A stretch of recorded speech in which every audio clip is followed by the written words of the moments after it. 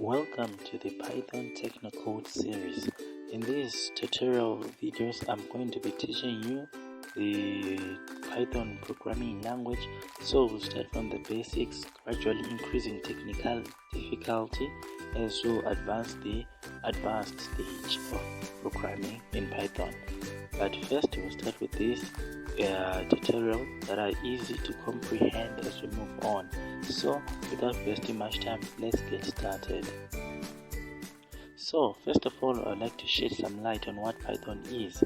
Python is an interpreted, object-oriented, high-level programming language which was designed by Guido van Rossum in the 1990s. Python is a cross-platform language, meaning that you can use it in many operating system platforms like Windows, Linux, macOS, Android, and so forth. Python is a popular language and has many applications or use cases. Like we can use Python in web development, data science, data analysis, data mining, machine learning, deep learning, application development, and even scientific computation.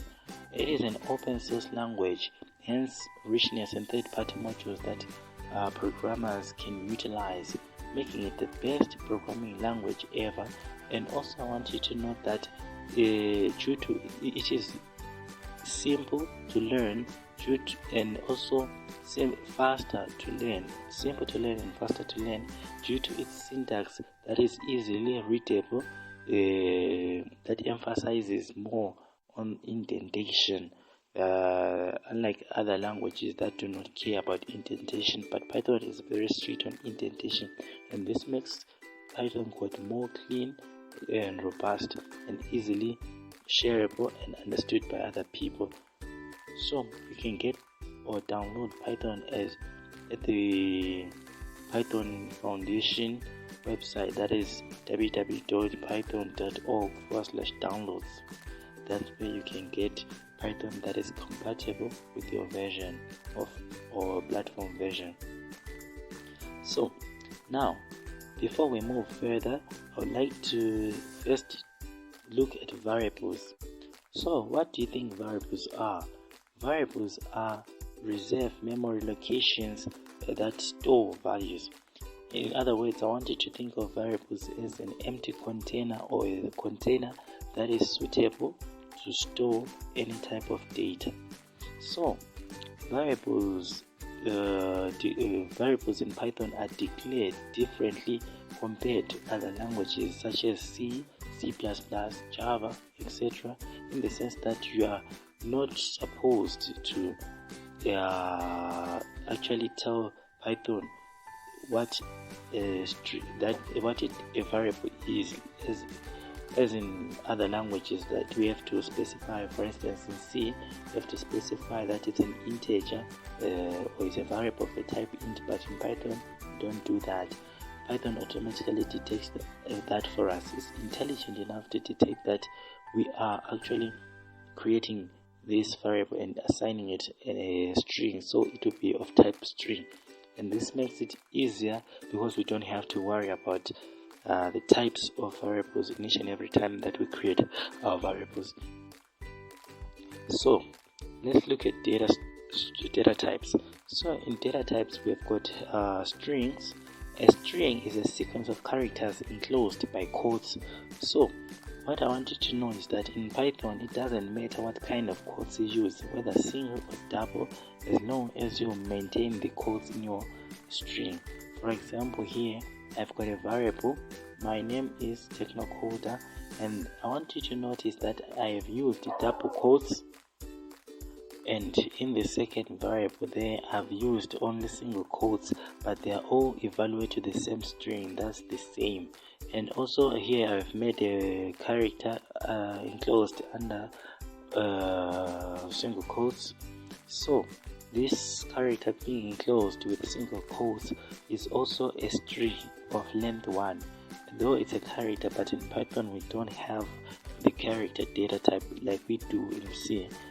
And also if you look there, the character B is also a string of length 1. That's what you have to know or take note of. It's unlike C, whereby you have to say that a character, we have to specify it under single quotes. No, you can even put double quotes, there is no problem with that.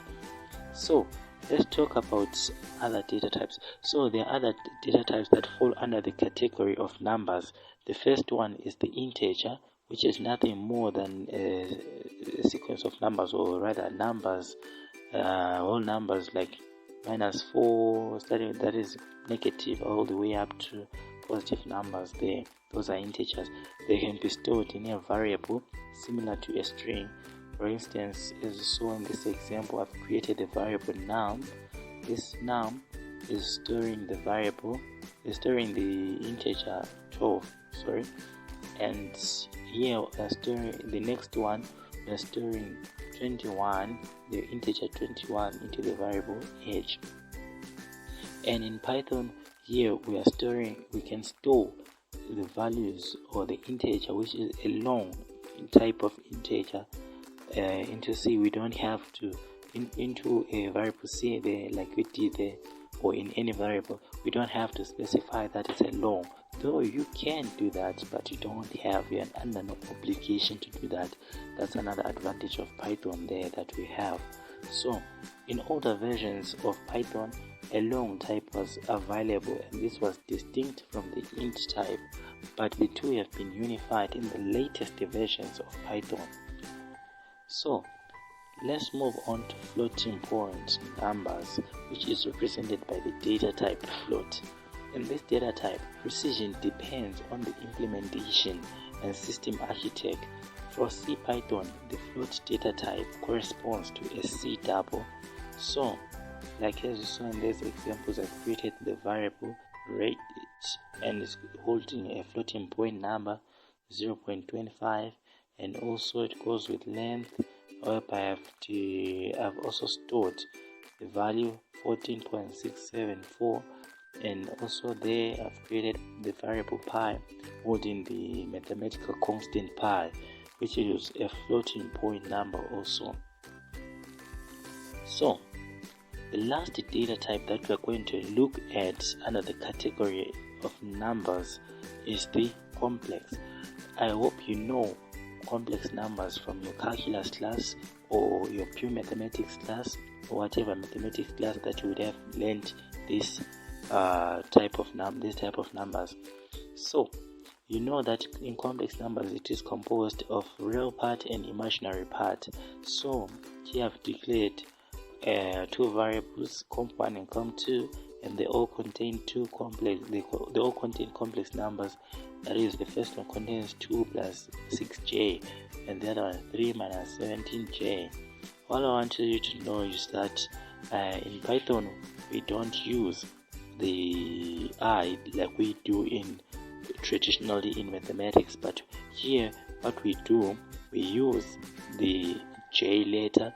So we have to know that the imaginary part is represented by the letter j in Python.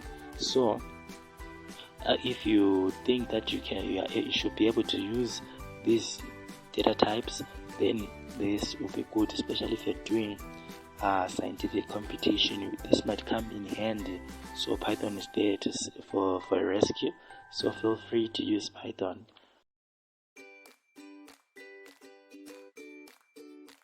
Thank you for watching this video tutorial.